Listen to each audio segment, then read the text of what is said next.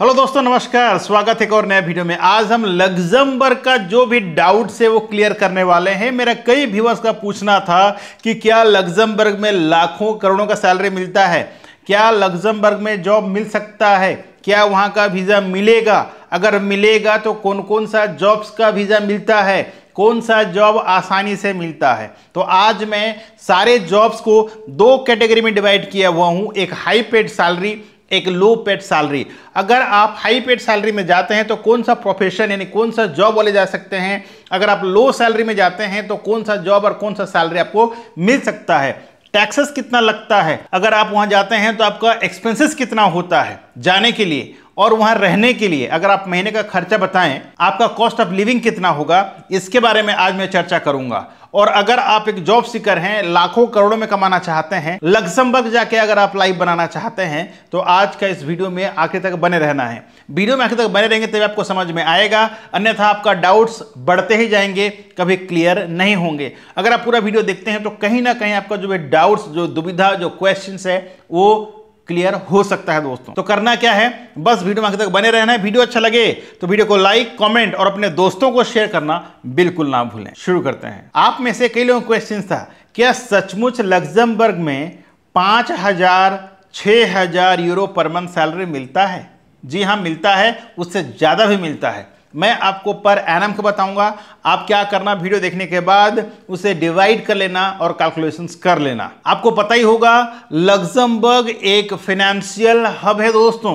पूरा यूरोप का पैसा, ठीक है, सीधा भाषा में बताएं, पूरा यूरोप का पैसा वहां आकर के जमा होता है, पूरा यूरोपियन कंट्रीज का, इसलिए वो फाइनेंस हब माना जाता है। जितना भी बड़ी बड़ी कंपनीज हैं दोस्तों, उसका हेडक्वार्टर आपको लग्जमबर्ग में देखने को मिलता है। जैसे एशिया में आपको जितना भी बड़ा बड़ा कंपनीज का हेडक्वार्टर आपको सिंगापुर या दुबई में देखने को मिलता है, उसी तरह वहां का जितना भी बड़ा बड़ा जो कंपनीज है दोस्तों, उसका हेडक्वार्टर आपको लग्जमबर्ग में देखने को मिलता है। और यही वजह है कि यहाँ का लाइफस्टाइल सबसे अलग होता है, बहुत महंगा होता है, सैलरी भी आपको सबसे ज्यादा मिलता है। तो जैसे कि मैंने पहले ही बताया, आज के जो भी जॉब्स है उसको मैंने दो भाग में डिवाइड किया हुआ है।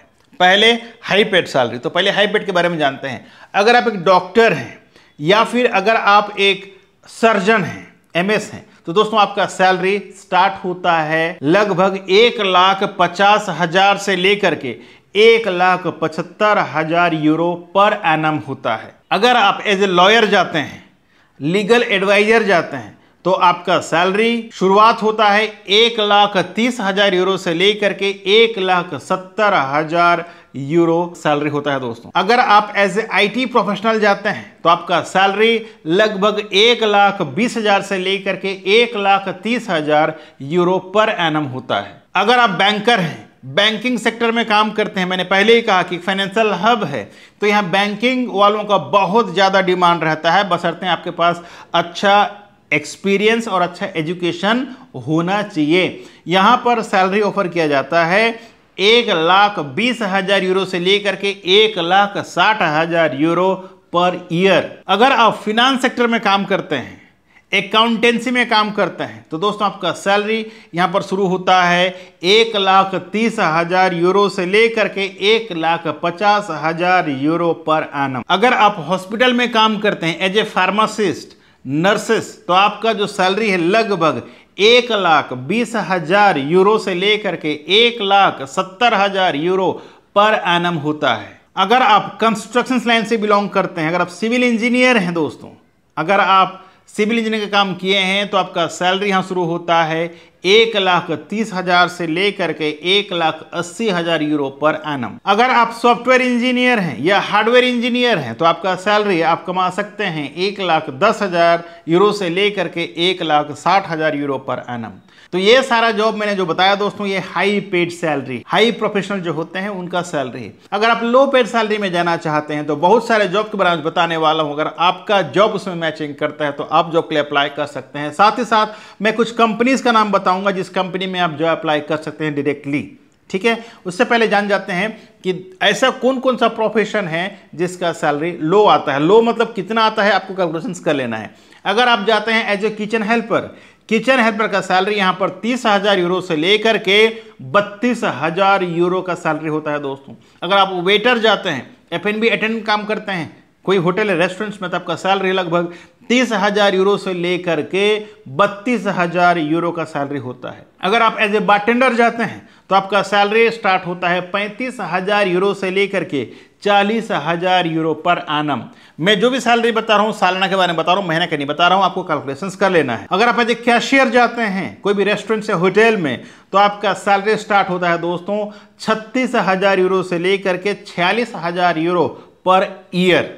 अगर आप सिंपली क्लीनर में जाते हैं एज ए क्लीनर, चाहे वो होटल हो, रेस्टोरेंट्स हो, पब हो, चाहे कोई मॉल्स हो, चाहे हॉस्पिटल्स हो, आपका सैलरी शुरुआत होता है 30,000 यूरो से लेकर के 35,000 यूरो पर एनम। अगर आप एज रिसेप्शनिस्ट या फिर सिक्योरिटी गार्ड में जाते हैं दोस्तों, तो सिक्योरिटी गार्ड का जॉब भी यहां पर अच्छा खासा सैलरी पे किया जाता है। इसका सैलरी होता है लगभग 35,000 यूरो से लेकर के 42,000 यूरो पर एनम। मैंने आपको लो पेड सैलरी बारे में बताया, मैंने हाई पेड सैलरी के बारे में बताया, तो जिसमें भी आपका प्रोफेशन, जो भी प्रोफेशन मैच करता है उसमें आप अप्लाई कर सकते हैं। अब आपको लग रहा होगा कि आपने सैलरी तो बता दिया, वहां कॉस्ट ऑफ लिविंग कितना होता है। बहुत लोगों का बोलना है कि भाई वहां पर टैक्सेस तो आधा से ज्यादा टैक्सेस में खत्म हो जाता है। ऐसे बिल्कुल नहीं है। लग्जमबर्ग में आपको ज्यादा टैक्सेस पे करना नहीं पड़ता है, लेकिन यहां का कॉस्ट ऑफ लिविंग थोड़ा हाई है, क्योंकि आपको उस हिसाब से लाइफस्टाइल जीने का मौका मिलता है मेरा दोस्त। यहां अगर आप सिंगल रहना चाहते हैं दोस्तों, अकेला, तो 2,700 से लेकर के 3,000 यूरो के बीच आपका खर्चा होता है। अगर आप सिंगल अपार्टमेंट लेकर के रहते हैं, खाना पीना सब मिला करके बता रहा हूं मैं। अगर आप शेयरिंग बेसिस में रहते हैं तो इतना ज़्यादा खर्चा नहीं होगा, 1,000 से 1,200 यूरो में आपका सब कुछ खर्चा निकल जाएगा, ठीक है। लेकिन अगर आप फैमिली के लेकर जाना चाहते हैं, एक बात बता दूं मैं, अगर आप अकेले जा रहे हैं दोस्तों, आपका वर्क परमिट मिल चुका है, तो आप अपना स्पाउस को भी लेकर के जा सकते हैं। उनके लिए कोई भी जॉब्स की जरूरत नहीं है, डायरेक्टली आपको स्पाउस का वीज़ा मिल जाएगा, ठीक है। फैमिली मेंबर्स को जो वीज़ा है मिल जाएगा।